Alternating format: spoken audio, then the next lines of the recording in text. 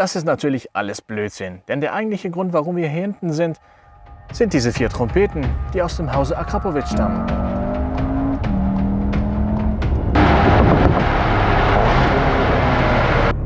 Warum ist es begehrenswert, wenn ein Auto so klingt, als ob es Fehlzündungen hätte? Das ist nicht nur der 3. VW in Folge, sondern auch der 3. SUV oder Crossover. Aber bevor ihr wegsappt, oder was auch immer das YouTube-Äquivalent ist, gehen wir noch mal die Autos durch. Wir fingen mit dem elektrischen ID.4 an, dann sind wir zum Hybrid Touareg R über, aber nun sind wir beim Vollblut-Benziner angelangt, dem Tiguan R. Gegen Ende des letzten Jahres hat VW den Golf 8 R vorgestellt und mit ihm auch die R-Submarke. Nun, ein Mitglied dieser Submarke ist der Tiguan und mit dem Beitritt erfolgte auch ein Facelift. Wie der kleine Bruder kriegt auch der Tiguan den neuen 2 Liter Rein-Vierzylinder mit 320 PS und 420 Newtonmeter Drehmoment. Das ist schon ordentlich Dampf.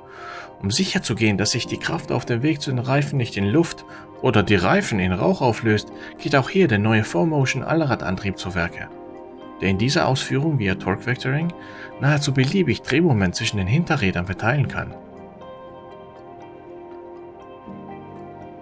Auf dem Fahrersessel wird man von einem gehörnten Lenkrad begrüßt, das sich aber gut anfühlt. Gut anfühlen tun sich auch die Sitze, die Leder sind, beheizt sind und auch gut gepolstert sind.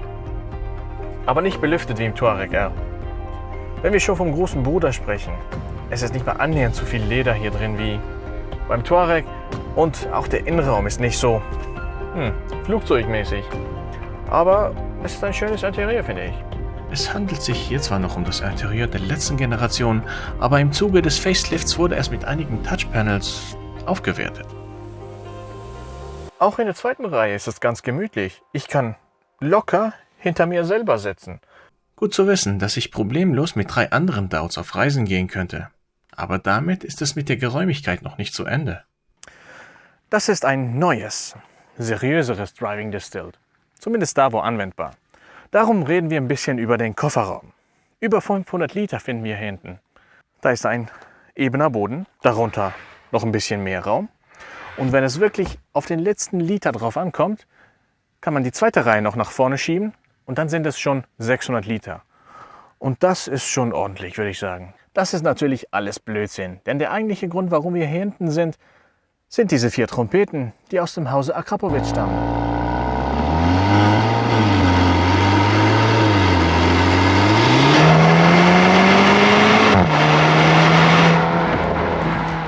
Lasst uns noch ein Weilchen über den Auspuff reden, denn eigentlich hänge ich gar nicht so sehr an dem. Nicht nur, weil der Preis ziemlich hoch ist, 3.800 Franken, sondern auch, weil ich generell Probleme mit Auspuffanlagen habe. Ist der Auspuffklang wirklich so viel besser? Und wie kann man das überhaupt wissen, wenn ein großer Teil des Klangs durch die Lautsprecher hereinströmt?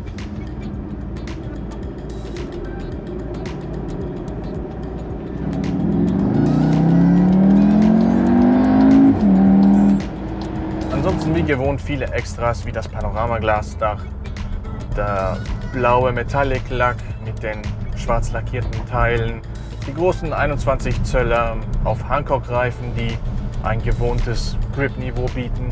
Aber was tun, wenn der Gaspedalfuß juckt? Am besten den Race-Modus ignorieren. Ja, zu laut, zu aggressiv. Und selber die Gänge sortieren.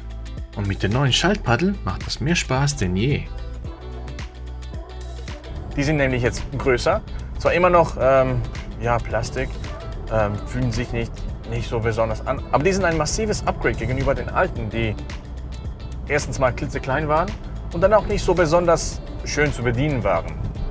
Mit dem Allradantrieb lässt sich der Tiguan entspannt und sicher fahren. Selbst bei Übermut antwortet er lange mit Untersteuern. Im Gegensatz zum Golf gibt es auch keinen Drift-Modus, mit dem sich zusätzlich mehr Drehmoment nach hinten schaufeln lässt. Aber wie schlägt sich der Tiguan gegen den Formentor? In Sachen Handling sind die beiden kaum auseinanderzuhalten. Zumindest nicht ohne, dass man beide gleichzeitig fährt. Es kommt also auf andere Qualitäten drauf an. Design, Infotainment, Platzangebot oder Preis. Der Formentor sieht schärfer aus und ist günstiger. Der Tiguan hingegen ist geräumiger, aber auch teurer, wird sich aber beim Werterhalt vermutlich besser schlagen. Welcher gefällt dir besser? Falls du unser Review vom Formentor noch nicht gesehen hast, schau doch mal rein und sieh dir an, wie wir den im Mai bei winterlichen Bedingungen getestet haben.